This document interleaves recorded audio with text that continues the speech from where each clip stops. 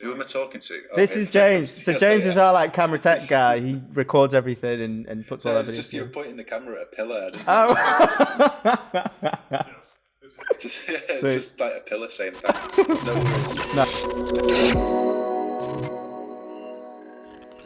worries. Will, you're a product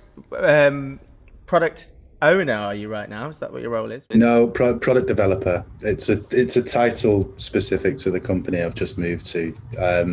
Software engineer, software developer previously of North Coder's early days, a few years into my career now. So I work for an agency. We're consultants. A similar vein, so you might know ThoughtWorks or Infinity Works, that kind of thing. And so I'm currently working on a fast fashion client, building some in-house systems for them.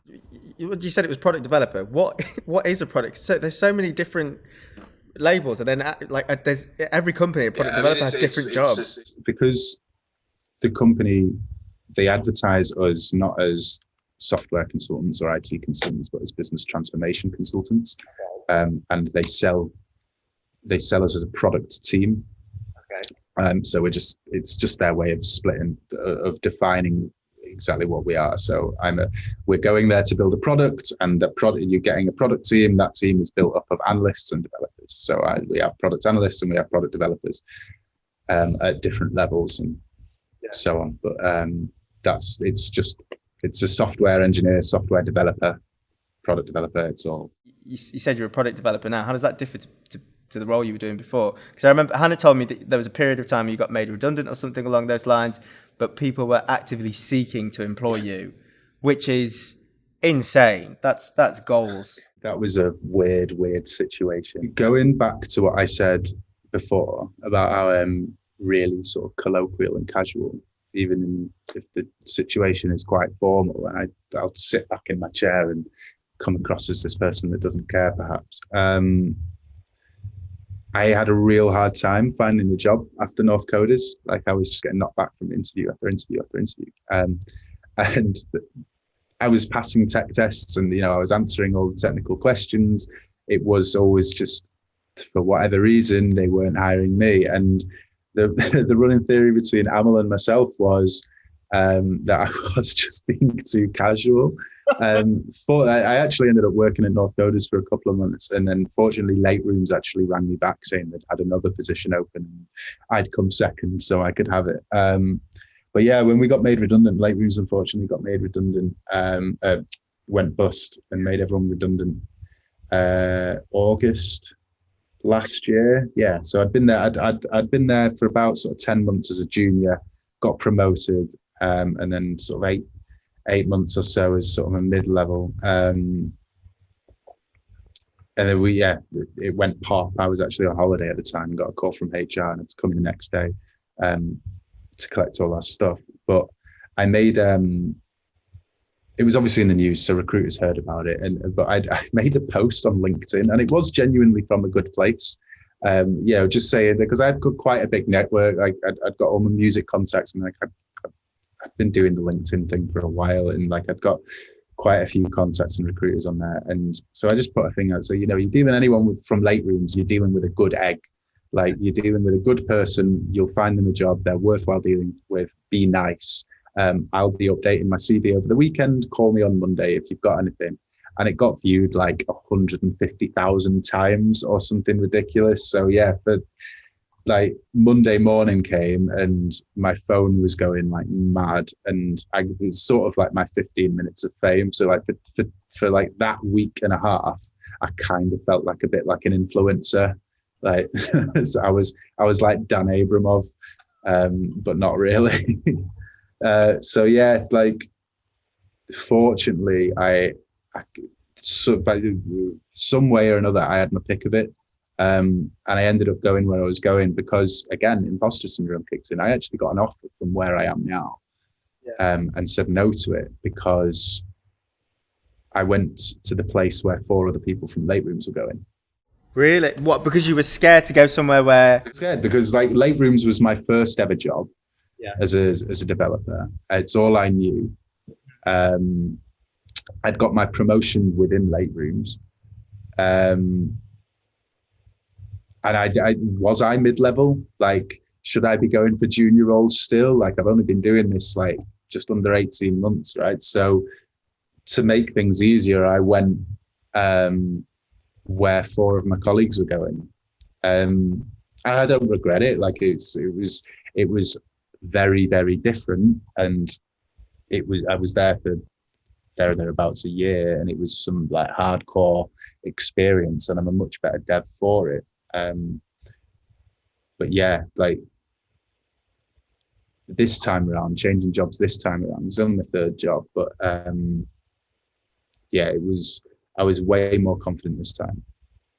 What? Because I'd done it, because I'd switched jobs already, and I'd had this experience where, you know, I got dropped into a sort of this job that I went to.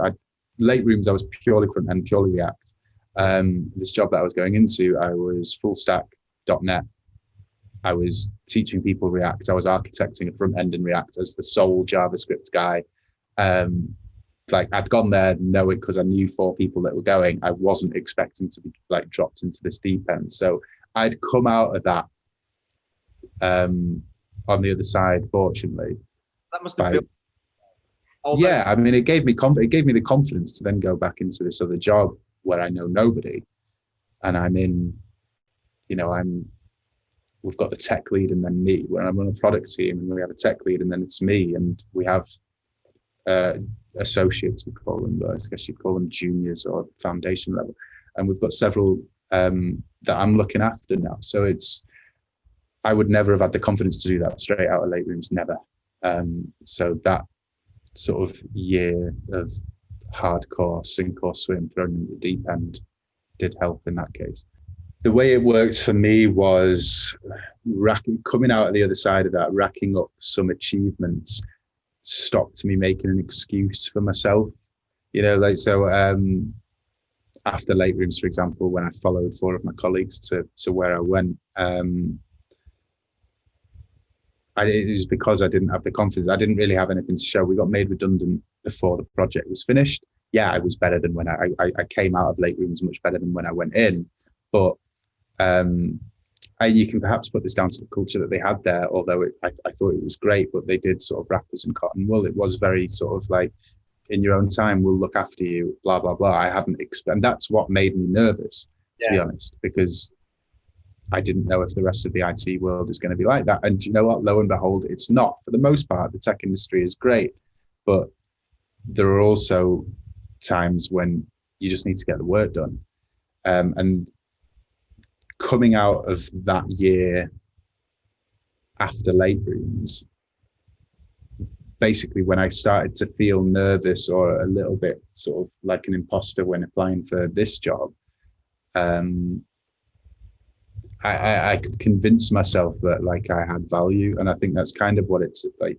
You want to put like a positive spin on how to come out the other side of imposter syndrome. It's about sort of learning learning your own value and being able to prove your own value just to yourself, not to anyone else. I mean, by getting the job, you proved your value to someone else, but then it's about proving the value to yourself. And that year stopped me making excuses for it. And I was like, okay, like I can probably go there. I know like it's a little bit closer to late rooms in terms of its culture. Yeah, okay, technically it's an agency, so it is going to be a bit of an agency gauntlet, and it is to an extent. But yeah, I was miles more confident, and that was just in the space of a year. You know how you said you were thrown in the deep end? Do you think that part of that was because you were asking for more work or actively demonstrating that you could be thrown in the deep end? Or do you think that, so I know that people who suffer from imposter syndrome in all sort of walks of life that I've been involved with, where because of that imposter syndrome, they've not made themselves known for project or opportunities, whereas I've tried to make sure that if somebody offers something or if there's an opportunity that I could see, that I just say, screw it, do it. I think it's just a case of it manifests itself in different ways for different people, different strokes for different folks, if you like.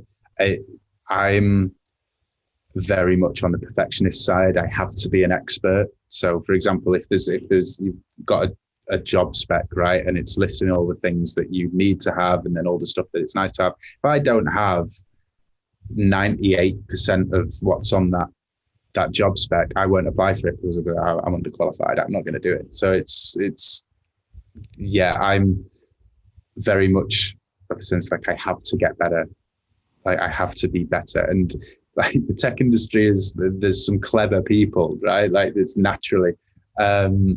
And the one thing that you need to quickly accept is there's always someone that appears way smarter, whether they are or not. But to me, like, oh my God, that person's a genius. Like it's like Bill Gates stood in front of me or something. So you obviously you go to clients, you find needs for software, or they approach your company, then you get involved. How do you get involved with those? There's not really a structure like that. My place is, I guess you could just still call me mid-level. I'm mid-level. I'm not senior. I wouldn't think.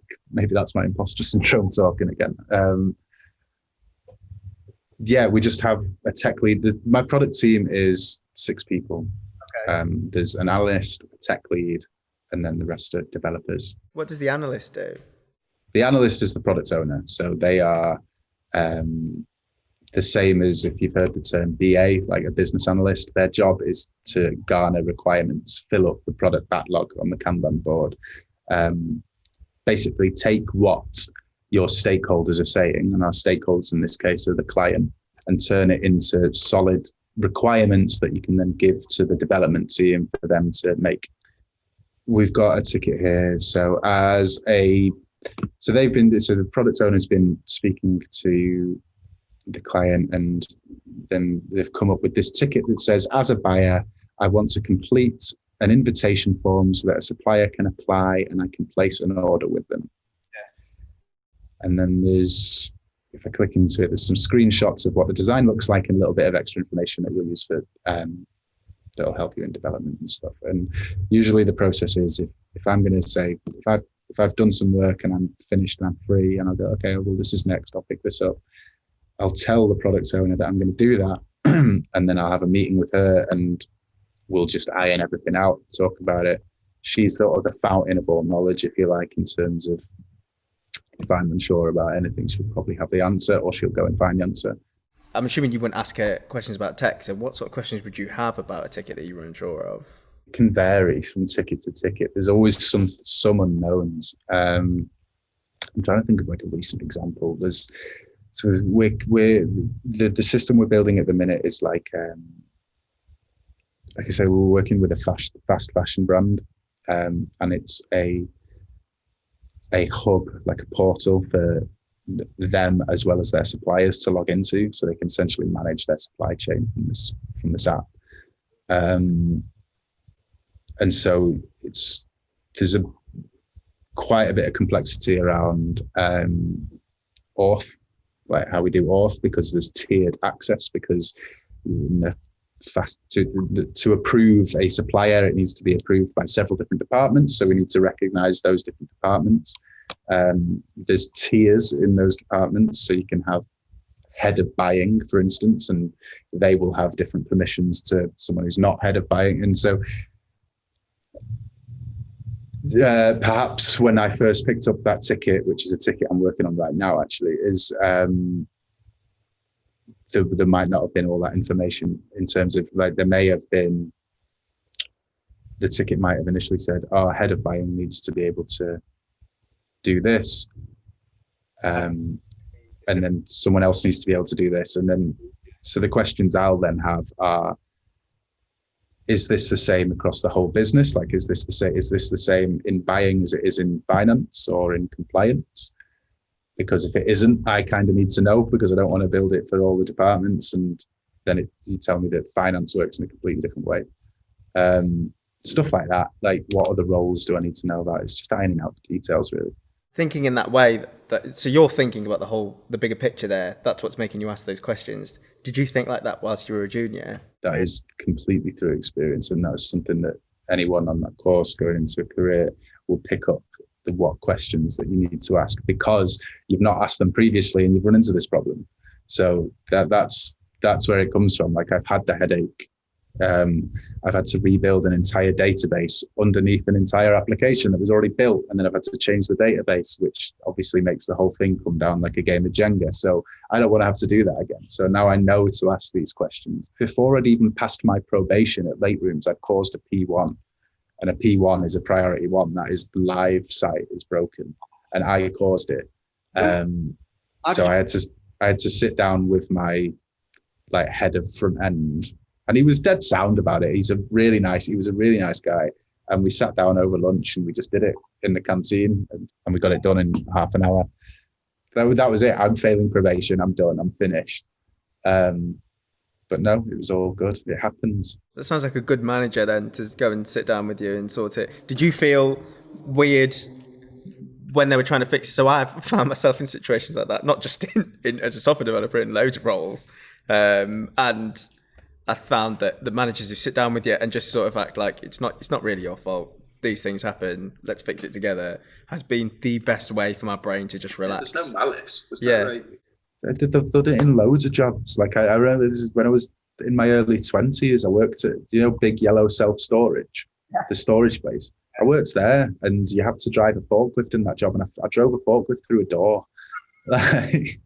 And I had to sort of fess up and like, I've driven a forklift through a door. I'm really sorry. And yeah, it's just like, it's fine. Just, you're an idiot. Like, it's the same thing. I was obviously mortified that I'd caused this P1 on the website. It's a nightmare. It's a case of your mistakes are going to happen. Like, you're going to break things. Like, you're an engineer at the end of the day. Like, no engineer went through a career without breaking something. That's sort of the whole point. Break things and then fix it. It's how you learn. You were talking about, so you've got your product analyst, is that? Yeah. And then you've got your tech. The product developers, product analysts. Cool. And then you've got your tech lead, which I'm assuming is like the equivalent to a senior. Is that right?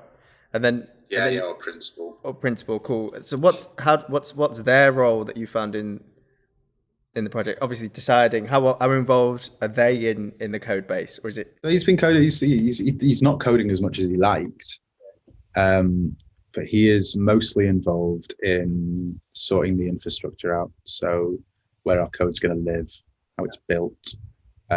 He's involved in the overall architectural decisions. So he's the tech lead on this project, but he's not the overall tech lead. So he'll have discussions with the overall tech lead.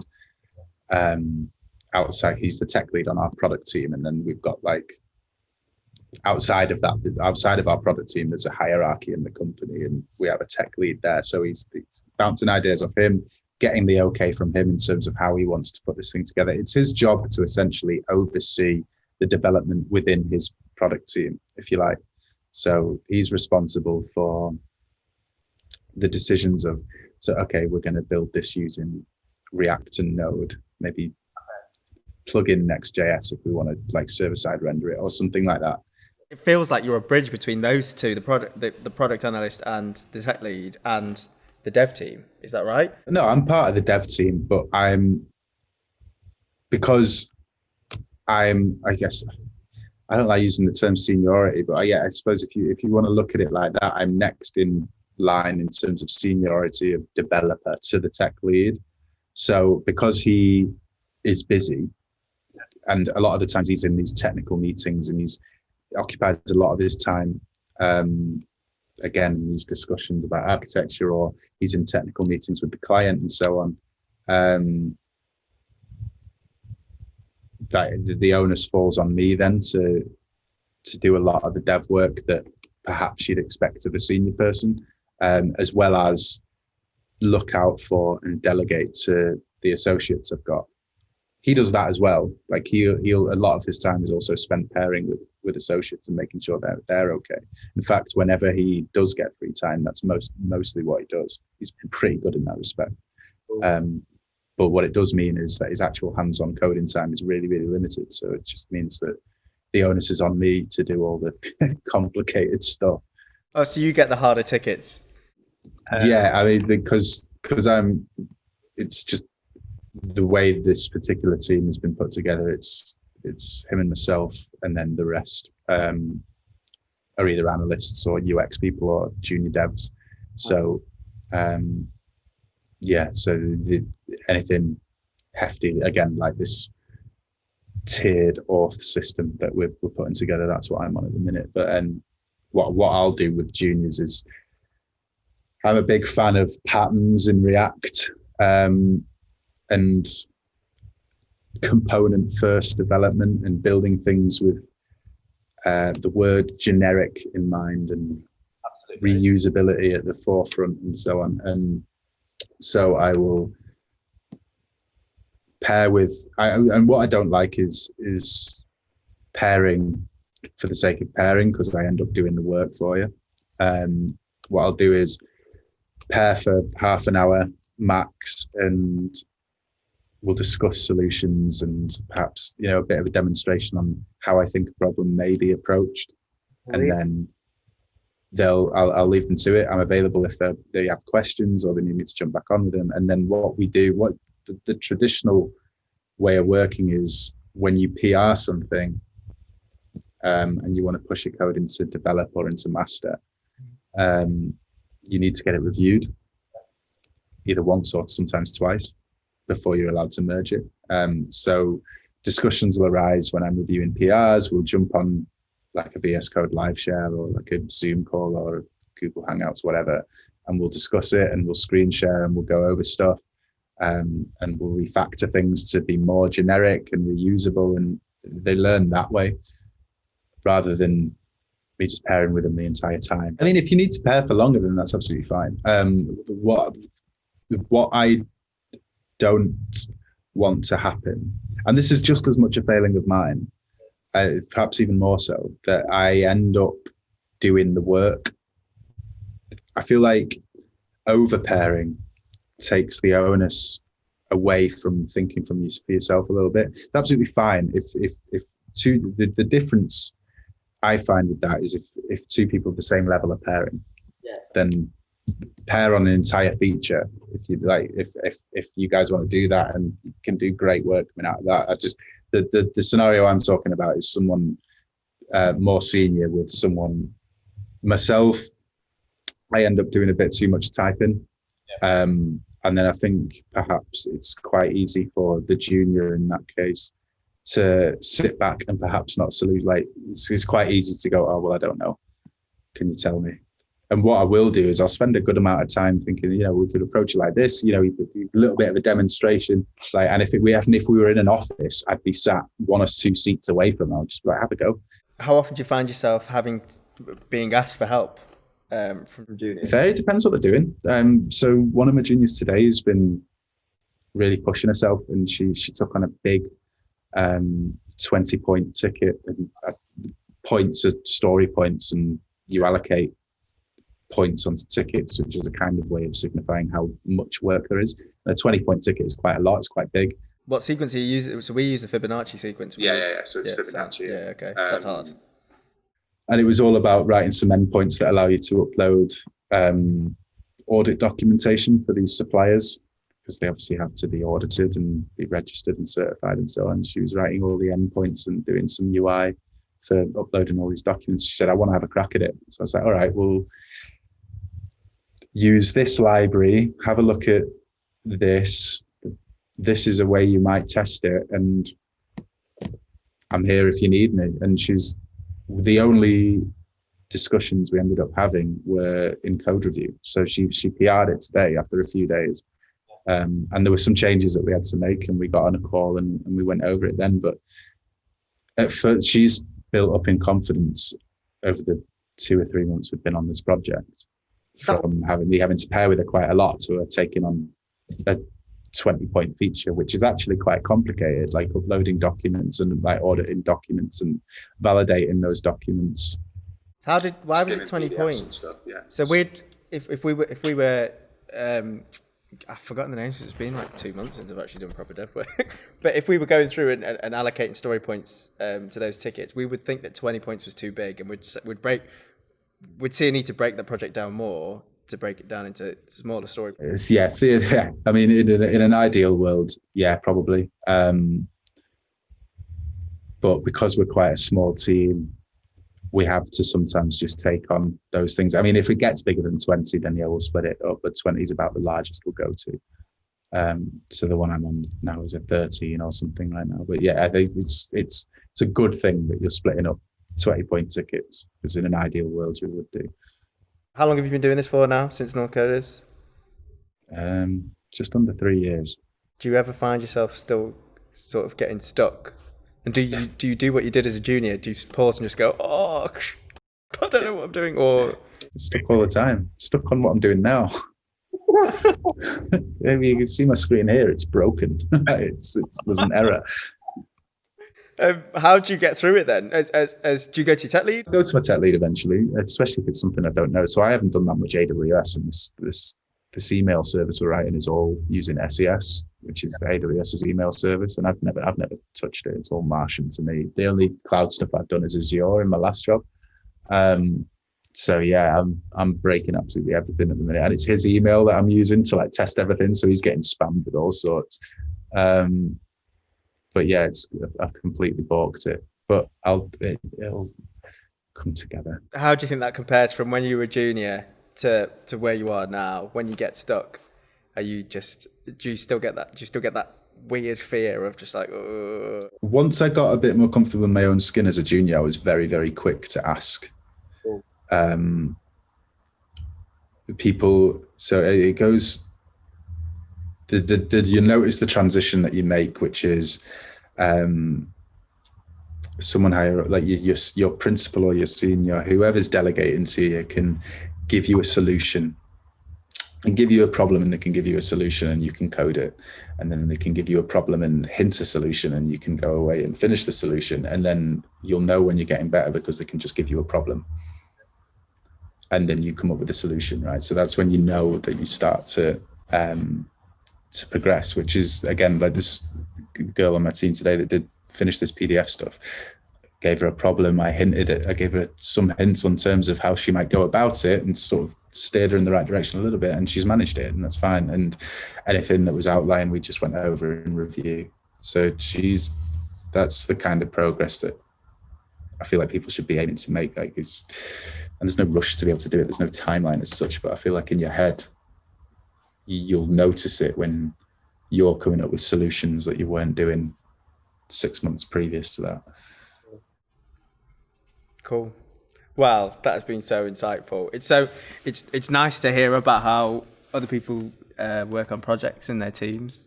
Come on. So You have office dogs there now? Well, this is Nala's. This is my dog. So what? Since lockdown, we spent a lot of time together. Obviously, it's been really good for her. She's a rescue, so I've pretty much managed to fix all her issues. But now she has really bad social, separation anxiety. Oh, really? Yeah. Yeah, which is fair because we. Well, I think it's going to be a big problem when people all start going back to offices, isn't it? Because everyone's got a dog now. Everyone's got dogs over lockdown, so I'm really worried that afterwards, when everyone has to go back to normal life, like they're going to have loads of dogs with separation anxiety. I know. The thing is, I have separation anxiety as well. She is absolutely a comfort blanket for me. Really? And yeah, massively. She's a right little saviour. So it's nice to have her with me. And there's just something nice about having the excuse to go outside because I've got a dog in the office. I love that bit. So it's cool. I could do with that excuse. Get one. Are you allowed dogs in your office? I don't know. I've never been to my office. Haven't you? Oh, never? Oh, yeah, because you started... Yeah, because I've started in COVID, so I've never been. What's that like? Apart from I had my interview before COVID, because obviously the start got delayed. Yeah. So I had my interview just before the first lockdown. So I went into the office then, so I've seen it, but I've never done a day's work in there. So have you ever met your colleagues? I've met the analyst. But no, I've never. I've met one person on my entire product team, the entire company. Do you feel like you've got a relationship with them though, not being able to? Yeah, I mean, like I'm on calls with them 75% of my day, so we all know each other and we all like really get on, and it's quite nice. We've like formed this little bond. I mean, one of them lives in London. My tech lead actually lives in London. So he's down there. So I'm probably not going to meet him because I think he's actually transferring to a London club when this project's over. But yeah, no, I've met the analyst because she lives around the corner. Yeah, cool. Was there a difference in meeting them online to meeting them? I suppose it's just like online dating nowadays. Yeah, no, it was a bit like a Tinder date, but it's all good. Like I already knew her. Like we spend 75% of the day chatting to each other about work or otherwise. So it's all good. But yeah, like it's made the job transition. I mean, the office is exactly the same as the last place, right? So it's made the transition quite easy.